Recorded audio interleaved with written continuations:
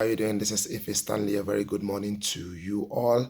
Okay, you see, life is all about risks. Okay, life is full of risks. It's a very risky adventure. Are you with me? Okay, driving out of my house is risky.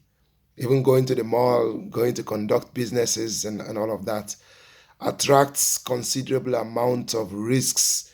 Okay, placing a bid in an auction for 80,000 when I've only got 50,000 in the bank is very risky. Okay, because I could potentially lose my deposit. Are you with me? So life is all about risks. Okay, are you with me? So also is rejecting God. Rejecting God also is very risky. Okay, I know that many people may have different reasons for rejecting God. Maybe some have experienced bad things in their lives, so some are drawing from other people's experiences. Okay, or maybe some have listened to some analysis by some atheists about how they could there's no compelling evidence for the existence of God, and they just embraced it. Maybe you have listened to these things and you just embraced it, but you have to understand that that's very risky. Okay, it's very risky to believe that nothing created everything that you're looking at. Are you with me? It's a very risky thing to believe. Okay, it's easier for a Christian. It's easier for a believer.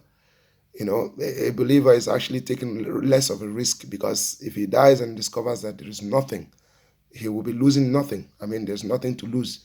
Okay, but on the other hand, if an atheist dies and it turns out that there is something, I couldn't imagine that the amount of risk involved. Okay, but you see, in everything we do in life, we have to count our costs. Okay, we have to count our costs. Okay, and to understand whether the passing pleasures of sin is actually really worth it. Okay, is rejecting God for the pleasures of this world at the detriment of your own soul really worth it? Okay, it's a question that we have to ask ourselves.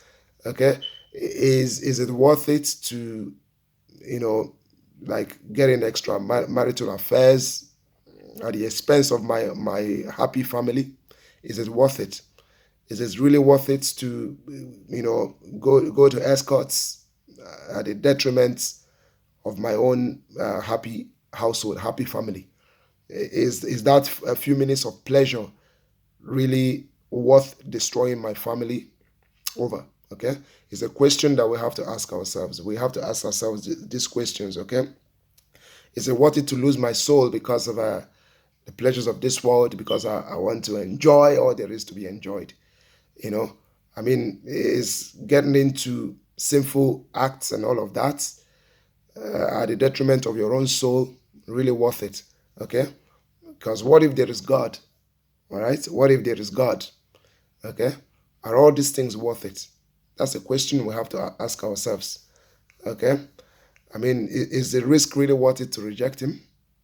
Okay, rejecting God on the basis that you've encountered different people who criticize, who vilified the very notion of God existing. I mean, on the basis that you've encountered those people and you decided to reject God. I mean, is it really worth it? Okay, count your costs. Are you with me? Go back and sit down and make proper analysis. Okay, make proper analysis. Is the risk involved really worth it? Okay, is it really worth it? All right, you can go and make a research for yourself. Go study scripture on unbiased research. I mean, like open-minded research to find out if God is truly real. I mean, if God is real. Are you with me? If the Bible is real, if the Bible is if the Bible's depiction of God is correct. Are you with me? Okay. Bible references that you can actually look at is Luke chapter 14, I believe. Okay, Luke chapter 14, verse 28 to 34. You can make a research for yourself, and And if you're convinced, if you're totally convinced that there is no God, then I believe it's a risk you're willing to take for yourself. Okay? That's my word of encouragement to you all today. And thank you very much for at least listening to what I have to say. And I'll speak to you guys again soon. Bye now.